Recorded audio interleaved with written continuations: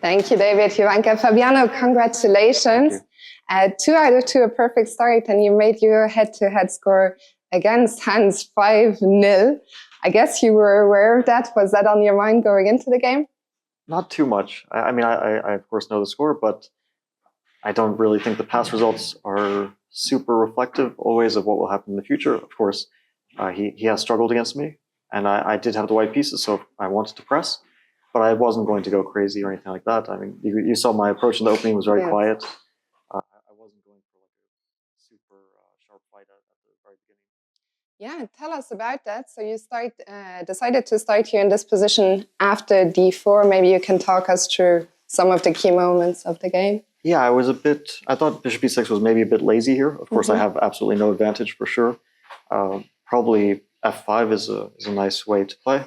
I thought f5 is extremely active and trying to get some counterplay on the king side. And okay, here I thought I have like a tiny advantage after knight d5. Queen d7, unfortunately, if I play c4, he has bishop h3. I actually thought, I saw like a very interesting line. While he was thinking, because I thought queen d7 is the most logical move, I was calculating this to stop knight h4. And then I have this like saving grace queen b3. And then we reached like a very strange queen g5. Because I have knight c7 in the end, but he has 2 pawns and knight f4 maybe. And then knight goes to d4. I didn't like this, so that's why I rejected this one. And okay, I thought queen d3, of course, I probably have nothing here, but I'm on the better side of nothing. But it was remarkable how quickly he lost his position. I thought if he takes a knight f5, probably it should be close to a draw. I don't know exactly. I mean, I press a little bit in the rook endgame because I get the 7th rank, but it should be a draw. Here I was a bit surprised because he also allowed this queen d5, knight d5, bishop a7. But I figured that this rook endgame, after rook a7, c4, he plays probably king f8 and brings his king to center quickly. And I thought I don't have many winning chances here. So I thought, okay, at queen e2, again, safe.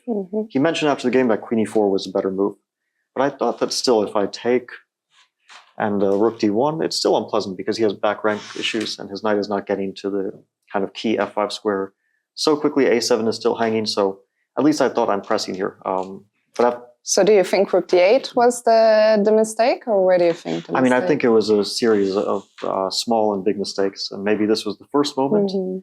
And then queen a5, I kind of, like I already knew I was going to play queen g4 in case of this, so I didn't think too long here because I had seen queen a5, queen g4 was quite dangerous because he can't play knight f5, it's very important, and he can't play knight d5 because bishop h6. And f5 is very risky for him, so it's hard for him to find moves. Of course, queen a6 is probably just losing already. And here I thought game is more or less over. Just concretely, he takes on d1, queen d1, knight c6, queen d7, and I like his queen is offside and I'm just invading. And okay, I probably didn't play it so precisely, but it was good enough. Yeah, I felt like at this point I really should be winning the game. Tell us a bit about what goes on in your mind when a situation turns so quickly. One moment you're thinking, okay, I might be on the better side of it, but it's probably a draw. And the next moment you're winning. Well, this is pleasant. The unpleasant side is when you miss something and suddenly you're losing, or you have to start defending. This is very difficult. I mean, what I had in the game is a much easier task when you have more or less nothing and then suddenly you get a golden opportunity.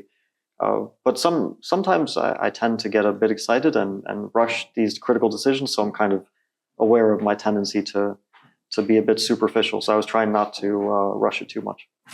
You're now on 2 out of 2, a perfect start. I think our commentators were talking about how you always do so well in the Isle of Man in the Grand Swiss. Do you think there's something special? Do you enjoy playing here? Yeah, no, I like the Isle of Man very much. I like being here. It's a quiet place, which I enjoy, and it's very walkable, which I enjoy. I like walking around. The restaurants are good, which I also enjoy, and the air is very fresh, and so I feel quite good here. But I've always had like bad luck with tie breaks. Just every time. 2016, I had bad tie breaks, and Pavel Elyanov won, and I got second on tie breaks. And 2019, Wang Hao won, and I got second on tie breaks. So it's always been a little bit short. Well, this year you're doing the best you can for starters. I also have a question from our press officer, because very recently you won the US Championship on the same day that your Chessable course was published. So my question is, which of the two achievements was the most challenging? Oh, definitely the course. This took much longer and it was much more difficult for me. And it was a bit outside my comfort zone. Like a chess tournament, it can be very tough to win, but sometimes things go smoothly.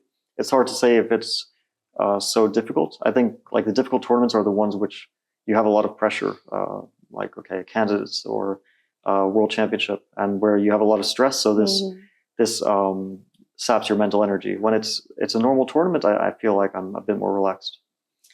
And I'm going to turn to our commentators to see if they have any further questions. I was just going to ask Fabiano, I'm being told that you've passed 2800 again on the live list. Is that something that's on your mind at all? Well, it's not the first time, but it has been a few years, I guess. I don't remember, probably 2021 was the last time I was 2800. So yeah, it's good to be playing well again and to be back to over this. I still consider it quite a big achievement to be regaining my rating from a few years ago. But I passed 2800 and quite a bit more a few times. And you mentioned that you're enjoying the island, you're enjoying the walks. So I was just curious, do you have any special routines for preparation? Well, every day I go to the same restaurant for lunch, or I guess you can call it brunch. And I've done this every day, not only here, but also in 2019, the last time I was here.